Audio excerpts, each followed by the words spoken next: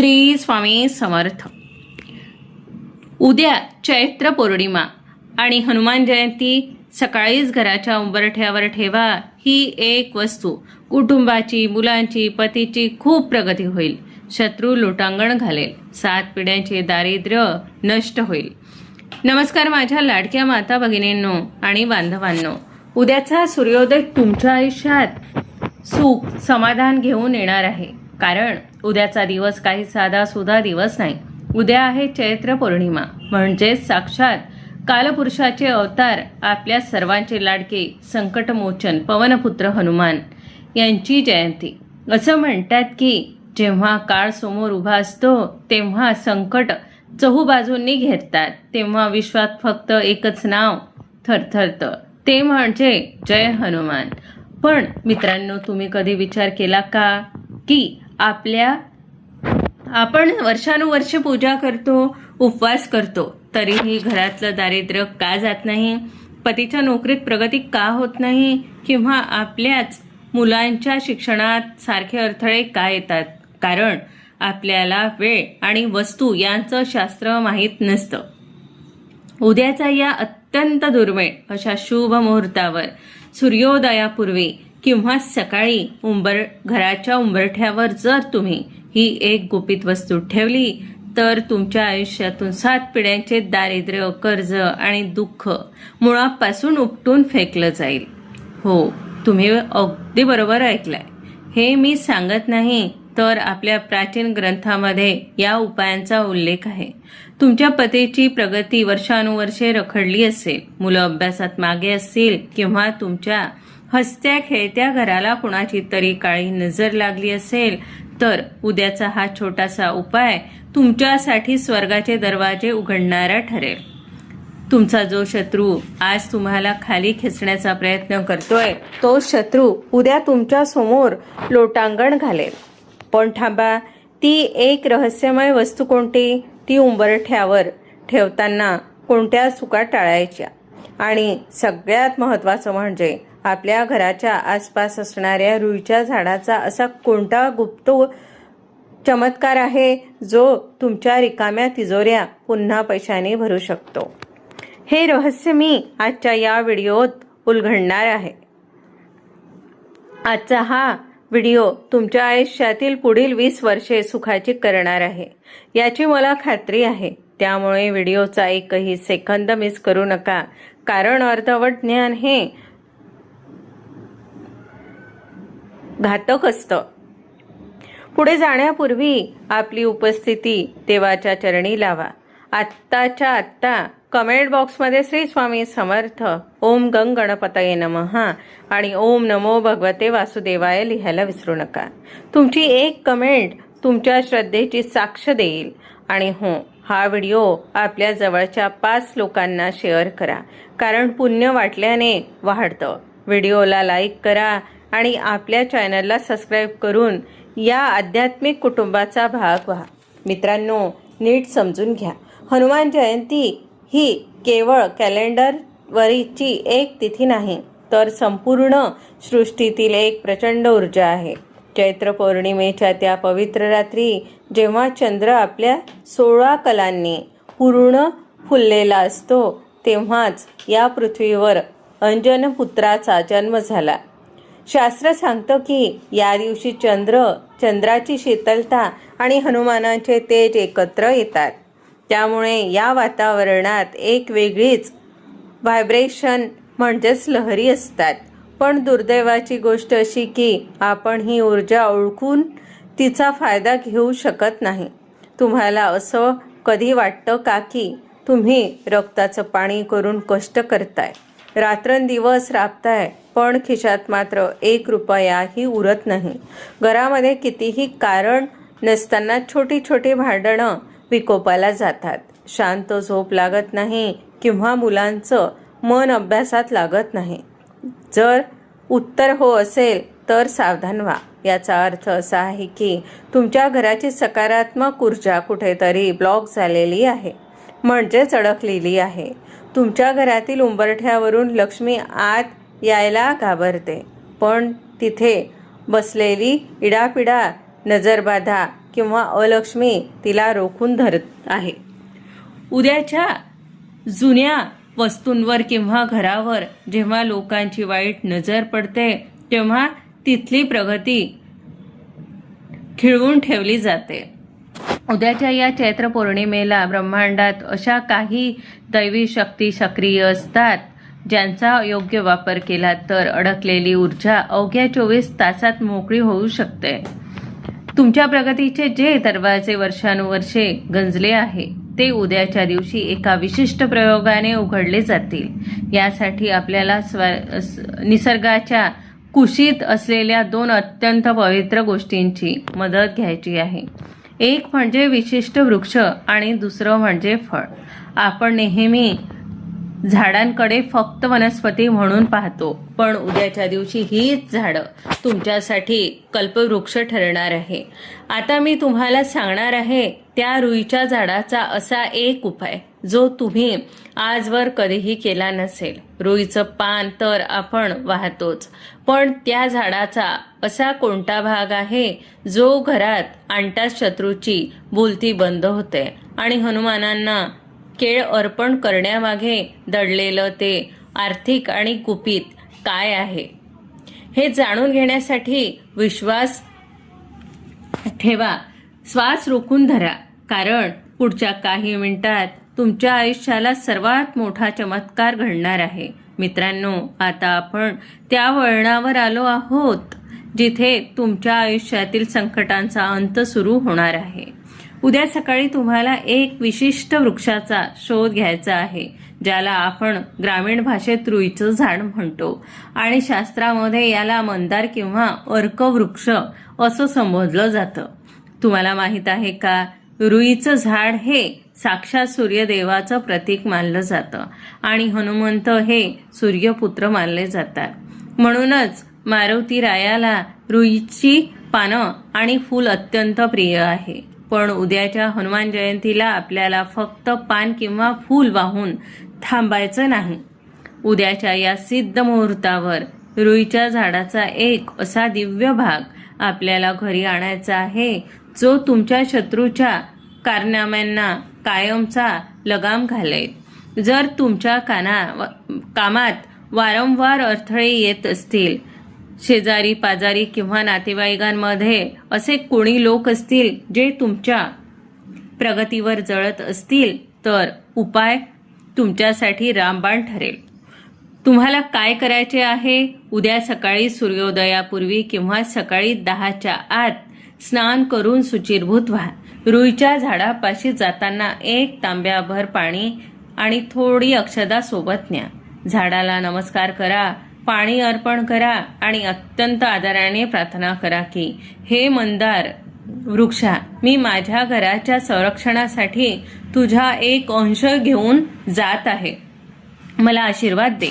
त्यानंतर रुईच्या झाडाच्या मुळाचा एक छोटासा तुकडा अत्यंत सावधगिरीने मिळवा आणि हा तुकडा घरी आणल्यावर तो गंगाजलाने स्वच्छ धुवा. आता आपल्या देवघरात बसून हनुमान चालिसाचा 11 वेळा पाठ करा. पाठ करत असताना तो मुळाचा तुकडा आपल्या हातात किंवा समोर ठेवा. हनुमान चालिसाच्या शक्तीने तो तुकडा अभिमंत्रित होईल. हा अभिमंत्रित झालेला रुईचा मुळाचा तुकडा एका लाल कपड्यात बांधा आणि आपल्या घराच्या मुख्य प्रवेशद्वाराच्या मध्यभागी किंवा चौकटीवर आतल्या बाजूने बांधा. मित्रांनो, यालाच म्हणतात भक्ती आणि तंत्रशास्त्राचा अद्भुत संगम. रुईच्या झाडामध्ये नैसर्गिकरित्या वातावरणातील नकारात्मक ऊर्जा आणि लोकांची वाईट नजर शोषून घेण्याची अफाट ताकद असते. जसा एखादा रडार शत्रूंच्या विमानाला टिपतो, तसंच हे रुईचं मूळ तुमच्या घराकडे येणाऱ्या प्रत्येक वाईट शक्तीला, करणी बाधेला किंवा शत्रूंच्या कुटील नीतीला उंबरठ्यावरच भस्म करून टाकतो. जर तुम्हाला मूळ मिळवणं शक्य नसेल तर किमान रुईचं एक पान घरी आणा. त्यावर शेंदुराने श्रीराम लिहा आणि ते आपल्या तिजोरीत किंवा देवघरात ठेवा. तुमच्या घरात लक्ष्मीचा ओघ इतका वाढेल की 7 पिढ्यांचं दारिद्र्य कसं संपलं हे तुम्हाला कळणारही नाही. पण पहा, उपाय करताना एक गोष्ट लक्षात ठेवा. कोणाचंही वाईट करण्याच्या हेतूने हे करू नका. फक्त स्वतःच्या संरक्षणासाठी करा. कारण हनुमंत हे न्यायाचे दैवत आहे. आता तुम्ही विचार करत असाल, रुई तर झाली, पण त्या केळीच्या प्रसादाचं आणि उंबरठ्याच्या त्या एका वस्तूचं काय रहस्य आहे? ते ऐकून तर तुमचे डोळेच उघडतील. मित्रांनो, आता आपण एका अशा विषयाकडे वळतोय ज्याचं उत्तर शोधताना अनेकांची गल्लत होते. प्रश्न असा की हनुमान जयंतीला आणि पौर्णिमेला भगवान विष्णू आणि हनुमानजींना केळ का अर्पण करावे? बघा, निसर्गाचं चक्र आणि अध्यात्म असं एकमेकात विणलेलं आहे. उद्याचे चैत्र पौर्णिमा ही केवळ हनुमंताचा जन्मदिवस नाही, तर भगवंत सत्यनारायणाची म्हणजेच साक्षात श्री हरी विष्णूंची तिथी आहे. तुम्ही पाहिलं असेल, कोणत्याही शुभ कार्यात किंवा सत्यनारायण पूजेत केळीचे खांब आणि केळीचा प्रसाद अनिवार्य असतो. कारण केळीचं झाड हे भगवान विष्णूंना आणि माता लक्ष्मीला अत्यंत प्रिय आहे. आता दुसरीकडे पहा, आपले लाडके हनुमानजी, जे जरी भगवान शंकराचे 11वे रुद्र अवतार असले तरी त्यांचं संपूर्ण अस्तित्व हे राम नामात समावलेलं आहे. आणि प्रभू श्रीराम कोण आहेत? तर ते साक्षात भगवान विष्णूंचे अवतार आहेत. त्यामुळे जेव्हा आपण हनुमानजींना आवडीने केळ अर्पण करतो, तेव्हा आपण एकच वेळी शक्ती हनुमान आणि युक्ती विष्णू या दोन्ही तत्वांची पूजा करत असतो. उद्याच्या दिवशी तुम्हाला एक विशेष विधी करायचा आहे. उद्या सकाळी पूजा करताना 5 पिवळी धमक आणि डाग नसलेली केळी घ्या. या 5 केळींवर हनुमानजीचा प्रिय शेंदूर अर्पण करा.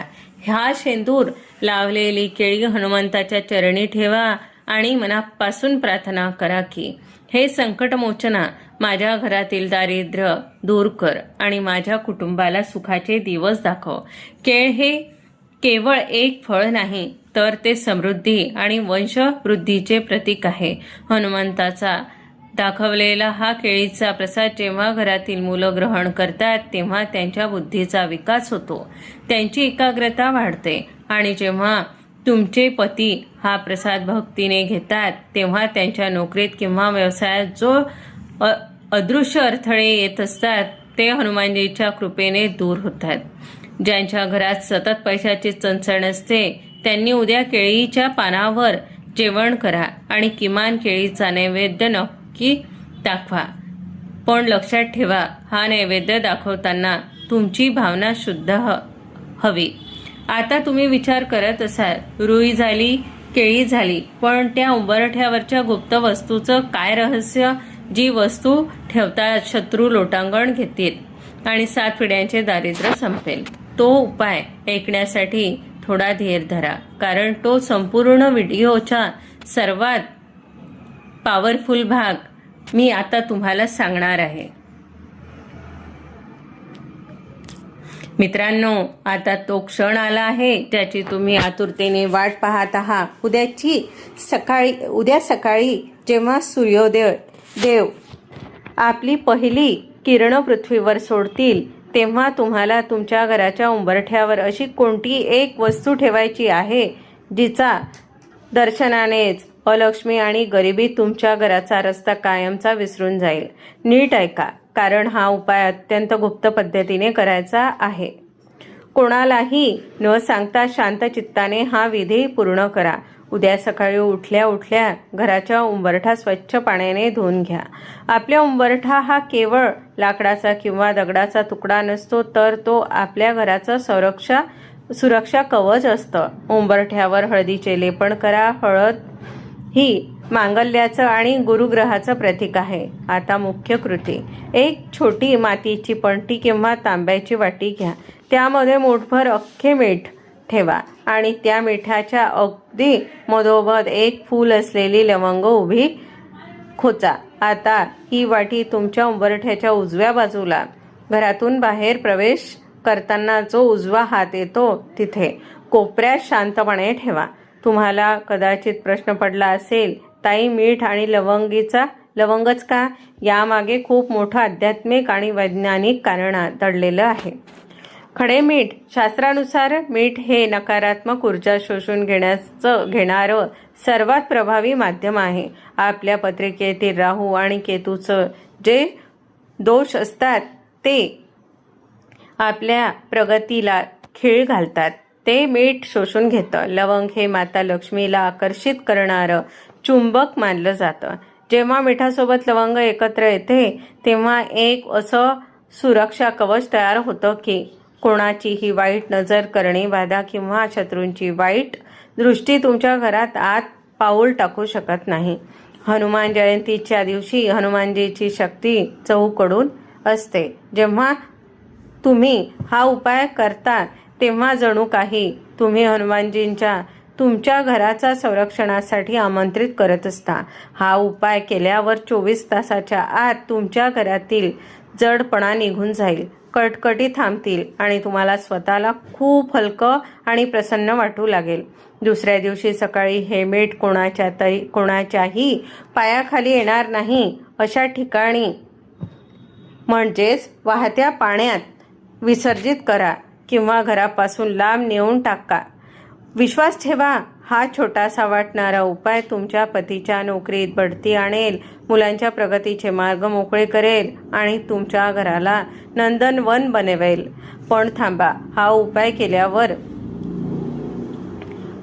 व्हिडिओ इथेच संपत नाही. तर शेवटी मी तुम्हाला एक अशी विशेष टीप देणार आहे जी तुमच्या या उपायाला 100 पट अधिक शक्तिशाली बनवेल. ती टीप मिस करू नका. माता भगिनींनो, श्रद्धा असेल तर नक्कीच पावतोच देव.